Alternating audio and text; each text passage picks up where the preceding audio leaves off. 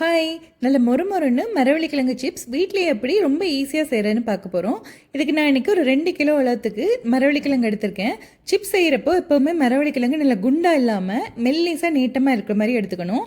இப்போ மேலே இருக்கிற இந்த பாட்டை கட் பண்ணி எடுத்துகிட்டு மரவள்ளிக்கிழங்குல லைட்டாக இந்த மாதிரி ஒரு கத்தி வச்சு இந்த மாதிரி ஒரு சுற்றி ஸ்பைரலாக ஃபுல் கிழங்குக்குமே நம்ம ஒரு கீரல் போட்டு விட்டுறணும். இப்போ அந்த கீரின் இடத்துல நம்ம அந்த தோலை பிடிச்சி இப்படி இழுத்தோம்னா ஈஸியாக தோல் உரிய வந்துடும். அடுத்தது நல்ல ஒரு சிப்ஸ் கட்டர் ஒன்று ஷார்ப்பாக எடுத்துட்டு அதை நம்ம கிழங்கு இந்த மாதிரி சீவி வச்சிடலாம். பாருங்கள் இப்படி அழகாக ரவுண்டாக மெல்லிஸாக வந்திருக்குன்னு. டைரெக்டாக நம்ம எண்ணெயிலே சீவி விட்டோம்னா அது கையில எல்லாம் தரிச்சு பறக்கும். இப்போ இந்த மாதிரி தனியாக சீவி எல்லா கிழங்கையும் எடுத்து வச்சுட்டு இன்னொரு பாத்திரத்தில் ஒரு 2 டீஸ்பூன் அளவுக்கு உப்பு தூள் சேர்த்து 1 டேபிள் ஸ்பூன் அளவு தண்ணி சேர்த்து நல்லா கலந்து வச்சுக்கிறேன்.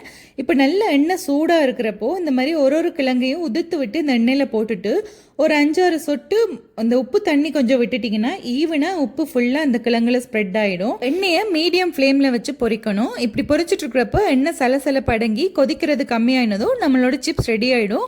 நல்ல மொறுன்னு வந்ததும் நம்ம வெளியில் எண்ணெயை வடிச்சிட்டு எடுத்துட்டு நல்ல சூடாக இருக்கிறப்பவே இந்த மாதிரி கொஞ்சமாக மிளகாய் தூள் சேர்த்து இப்படி டாஸ் பண்ணி விட்டோம்னா ஈவனாக எல்லா இடத்துலையுமே பட்டுரும். குழந்தைங்களுக்கு வேணால் மிளகாய் தூள் கம்மியாக சேர்த்துக்கோங்க. இப்போ பாருங்கள் நம்மளோட மொறுன்னு சிப்ஸ் ரெடி ஆயிடுச்சு.